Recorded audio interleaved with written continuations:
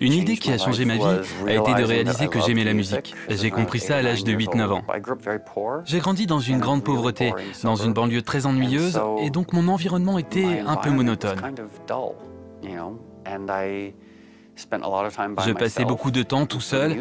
Grâce à la musique, je pouvais créer d'autres mondes, visiter d'autres mondes. Grâce à la musique, j'avais une vie émotionnelle très riche, ce que je n'avais pas dans ma vie en banlieue. Un ancien petit ami de ma mère avait laissé une guitare à la maison. J'ai essayé d'en jouer, c'était très difficile. Ma mère avait aussi un ami qui enseignait la guitare, alors j'ai commencé à prendre des cours.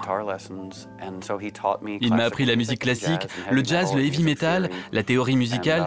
Ça a été mon introduction à l'apprentissage de la musique. À l'adolescence, j'ai commencé à jouer dans des groupes punk, new wave. J'aimais beaucoup ça parce que j'aimais faire de la musique avec d'autres personnes. Mais il y a 3 problèmes quand on fait de la musique dans un groupe. Premièrement, il faut attendre que tout le monde arrive. Deuxièmement, il faut essayer de leur expliquer l'idée qu'on a en tête. Et troisièmement, on ne peut jouer de la musique qu'à certains moments de la journée. Et quand j'avais 16-17 ans, je crois, j'ai découvert l'enregistreur 4 pistes, qui m'a permis de tout faire moi-même. Je pouvais jouer de la batterie, de la basse, du clavier, de la guitare, et je n'avais pas besoin d'attendre que les autres musiciens arrivent. Je pouvais aussi faire de la musique à 2 h du matin sans avoir tout un groupe avec moi. La découverte de l'enregistreur 4 pistes a donc été pour moi assez extraordinaire et excitante. Jamais je n'aurais pensé donner des concerts, vendre des disques.